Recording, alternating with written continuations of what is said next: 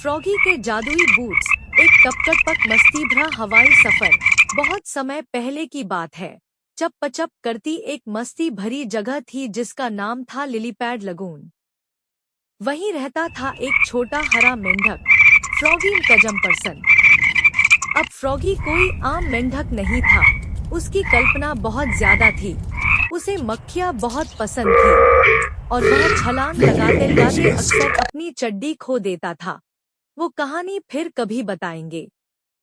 हर दिन फ्रॉगी अपने पसंदीदा लिलीपैड पर बैठकर आसमान की ओर देखता और चिड़ियों को उड़ते देखता। क्यों सब उड़ सकते हैं? फ्रॉगी कराहता। मैं तो बस फूल जितनी ऊंचाई तक कूद पाता हूँ।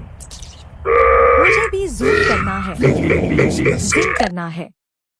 उसका सबसे अच्छा दोस्त, एक हमेशा चिड़चिड़ा रहने वाला घोंघा गैरी, बस लेट्यूस खा रहा था और बड़बड़ाया, तू मेंढक है, रॉकेट नहीं।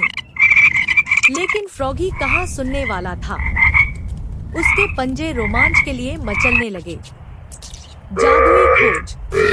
एक दिन कोहरे से भरी सुबह फ्रॉगी की विलो वुड्स में चला गया, एक विशाल मशरूम की तलाश में।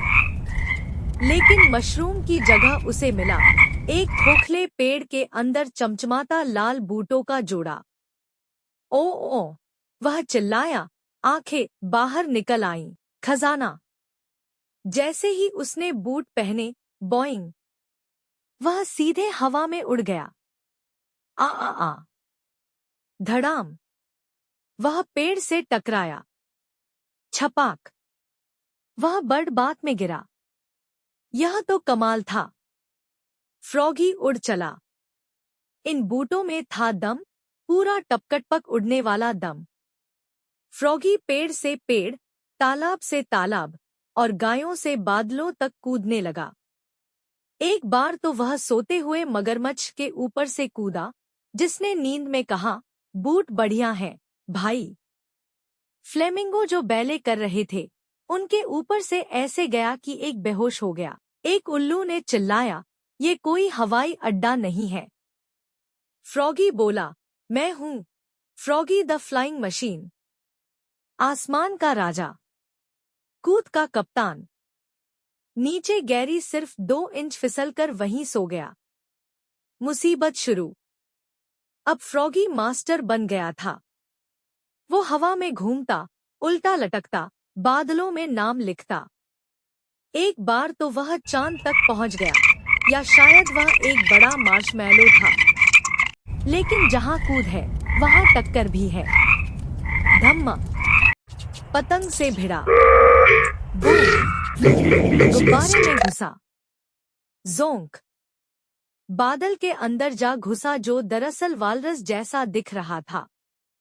मुझे थोड़ी ब्रेक लेनी चाहिए, फ्रॉगी बोला, उल्टा लटकते हुए। लेकिन बूट, वो तो खुद बेकाबू हो गए। पेड़ पर फंस गया। अचानक बूटों ने फ्रॉगी को इतनी ऊंचाई पर उड़ा दिया कि वह सीधे जा गिरा जंगल के सबसे ऊंचे पेड़ पर, जिसका नाम था टिकली ट्री। ओ नो, फ्रॉगी ने नीचे देखा। जमीन लाखों लिलीपैड दूर थी। वहीं एक चश्मा पहनने वाली गिलहरी निकली। टिकली ट्री में स्वागत है, वह बोली। शांत रहो। क्यों? फिर पेड़ हंसने लगा। हा हा हा हा, गिलहरी बोली, अब शुरू हो गया। पेड़ हिला, थरथराया और जेली की तरह उछलने लगा। फ्रॉगी चीखा और तभी बूट उसके पैरों से फिसलकर उड़ गए। रुको, मेरे बूट, फ्रॉगी रोया। मैं अभी ट्री फ्रॉग नहीं बनना चाहता। गिलहरी की योजना। गिलहरी का नाम था प्रोफेसर नटर्स और उसके पास था एक सुपर प्लान। हम तुम्हें मेरी स्क्विरल एप्पल से नीचे फेंकेंगे। क्या? और फिर पल भर में फ्रॉगी एक अजीब सी गिलहरी की बनाई गुलेल पर बंधा था। तैयार? प्रोफेसर चिल्लाई। बिल्कुल नहीं। 3, 2, 1 स्क्विरल एप्पल। जूम। फ्रॉगी आकाश में ऐसे उड़ रहा था जैसे हरे रंग की लॉलीपॉप हवा में तैर रही हो।